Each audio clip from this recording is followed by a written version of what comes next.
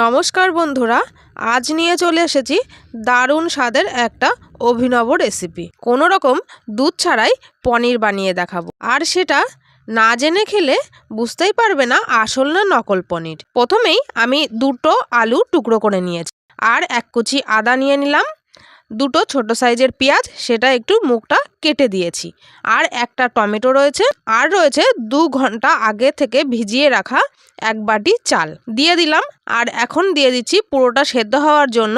যেহেতু এখানে আমি 1 বাটি চাল নিয়েছি, তাই জন্য আমি ওই বাটি মেপেই 2 বাটি জল দিয়ে দিচ্ছি। আর আলু টমেটোটা সেদ্ধ হওয়ার জন্য আমি আর হাফ বাটি অ্যাড করে দিলাম। এখানে মোট আমি 2.5 বাটি জল ব্যবহার করেছি। 2টো শুকনো লঙ্কা দিয়ে দিলাম। আর এখানে আমি যে টমেটোটা ব্যবহার করেছি, সেই টমেটোটা একটু কেটে দিতে হবে। আমি আগে থেকে কেটে দিতে ভুলে গেছি, তোমরা কিন্তু আগেই কেটে দিও।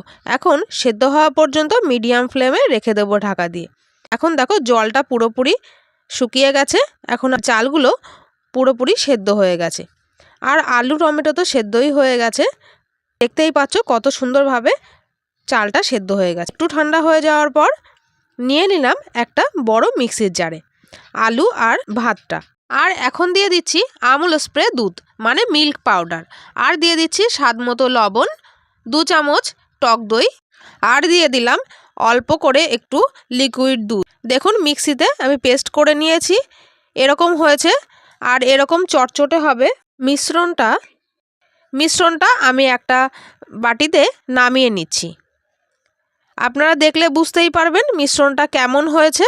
এরকমই হতে হবে, বেশি আঠালো হলেও হবে না, আবার একদম বেশি পাতলা হয়ে গেলেও হবে না। এখন দিয়ে দিচ্ছি ছোট চামচের 2 চামচ কর্নফ্লাওয়ারটা দিয়েও খুব ভালো করে মিশ্রণের সঙ্গে মিশিয়ে নেব।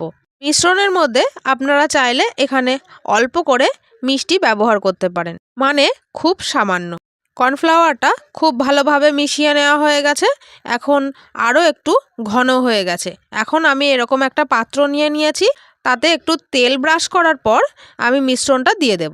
এখানে পাত্রে কিন্তু অবশ্যই তেল ব্রাশ করতে হবে, না হলে পনিরটা রেডি হওয়ার পর ভালোভাবে তুলে নেওয়া যাবে না। এখন আমি মিশ্রণটা একটু চামচ দিয়ে এভাবে চারিদিকে ছড়িয়ে দিচ্ছি, আর ওপরটা খুব ভালোভাবে সমান করে দেব যতটা করা যায়। এখন একটা কড়াইয়ের মধ্যে আমি বেশ কিছুটা জল গরম বসিয়ে দিয়েছি, তাতে একটা স্ট্যান্ড দিয়ে মিশ্রণের পাত্রটা দিয়ে ঢাকা দিয়ে রাখবো 5 মিনিটের জন্য। এখন এই সময়ের মধ্যে আমি মশলাটা রেডি করে নেব। একটা মিক্সির জারের মধ্যে আগে থেকে সেদ্ধ করা পেঁয়াজ, আদা, শুকনো লঙ্কা আর টমেটোর খোসাটা ছাড়িয়ে নিয়েছি, তার সঙ্গে কয়েক কোয়া রসুন দিয়ে আমি মিক্সিতে পেস্ট করে নিয়েছি। মশলাটা বানানোর সময় আমি কোনো রকম জল ব্যবহার করিনি, যেহেতু সেদ্ধ করা ছিল।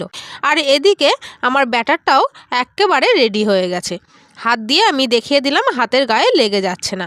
এখন একটু ঠান্ডা করে নেওয়ার পরে আমার মনের মতো করে আমি পিস করে নেব, যেমন পনিরের পিস হয়, ছোট বড় আপনার ইচ্ছা মতো আপনি পিস করে নিতে পারেন। এই রেসিপিটা দুর্দান্ত হয় খেতে, আপনারা বাড়িতে অবশ্যই এইভাবে একবার ট্রাই করে দেখবেন। আজকের এই রেসিপিটা যদি আপনাদের কাছে ভালো লাগে, তাহলে কিন্তু একটা কমেন্ট করে জানাতে ভুলবেন না। আর যারা নতুন বন্ধুরা আছেন, তারা কিন্তু চ্যানেলটি সাবস্ক্রাইব করে রাখবেন, এরকমই নতুন নতুন রেসিপি পাওয়ার জন্য। দেখুন কত সহজে, কত সুন্দরভাবে এরকম পনিরের মতো পিস হয়ে যাচ্ছে, আর কতটা সফট হয়েছে সেটাও কিন্তু আমি দেখিয়ে দিলাম। আপনারা বাড়িতে অবশ্যই এভাবে পনির বানিয়ে বাড়ির সবাইকে তাক লাগিয়ে দিতে পারেন। দেখুন কত সুন্দর নরম হয়েছে, একেবারে দেখে মনে হচ্ছে না অরিজিনাল পনির। এই রকম পনির কিন্তু আমরা বাড়িতে যখন তখনই বানিয়ে ফেলতে পারি, আমাদের কোনো বাজারে যাওয়ার দরকার পড়বে না। এখন আমি গ্রেভিটা বানানোর জন্য গ্যাসের ওপরে একটা কড়াই বসিয়ে দিয়েছি। কড়াইতে বেশ কিছুটা তেল দেওয়ার পরে আমি দিয়ে দিলাম ফোড়নের জন্য তেজপাতা আর গোটা গরম মশলা। একটু নেড়ে চেড়ে নেওয়ার পরে দিয়ে দিলাম সামান্য একটু তেলের ওপরে হিংটা দেওয়ার পর আমি দিয়ে দিলাম যেই বেটে রাখা মশলাটা ছিল, সেই মশলাটা একটু নেড়ে চেড়ে নেব। এখন আমি মিক্সির জারটা ধুয়ে অল্প করে একটু জলও এখানে অ্যাড করে দেব। মশলাটা একটু নেড়ে নিচ্ছি।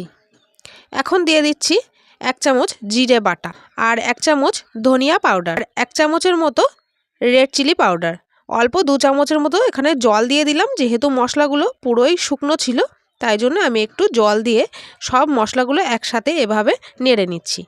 মশলাটা কষিয়ে নেওয়া হয়ে গেছে। এখন আমি দিয়ে দিচ্ছি স্বাদ মতো লবণ আর পরিমাণ মতো হলুদ। আমি খুব ভালোভাবে আবারও সব একসাথে মিশিয়ে নেব। মশলাটা কষানো এখন পুরোপুরি রেডি হয়ে গেছে। এখন আমি এখানে জল দিয়ে দিচ্ছি, উষ্ণ গরম জল 200 ml মতো। জল দেওয়ার পরে মশলাটা একটু জলের সঙ্গে খুব ভালোভাবে মিশিয়ে নিচ্ছি।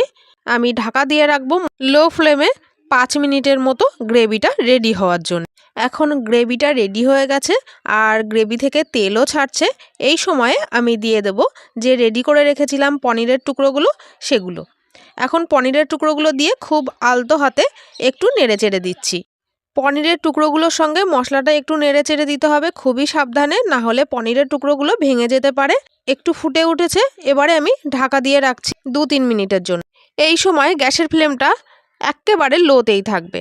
এখন 2-3 মিনিট পর আমি একটু ধনেপাতা ছড়িয়ে দিচ্ছি ওপর থেকে, আর গ্যাসের ফ্লেমটা এখন আমি বন্ধ করে দিয়েছি। দেখুন কত সুন্দর হয়েছে দেখতে, আর খেতে কিন্তু দুর্দান্ত হয়। আপনারা বাড়িতে অবশ্যই এইভাবে একবার নকল পনিরের রেসিপি বানিয়ে দেখবেন। আর রেসিপিটা যদি আপনাদের কাছে ভালো লেগে থাকে তাহলে একটা লাইক করে দেবেন। আপনাদের বন্ধুদের কাছে শেয়ার করতে ভুলবেন না। আজকের এই ইউনিক রেসিপিটা আপনাদের কাছে কেমন লাগলো অবশ্যই একটা কমেন্ট করে জানাবেন। ভিডিওটা শেষ পর্যন্ত দেখার জন্য ধন্যবাদ।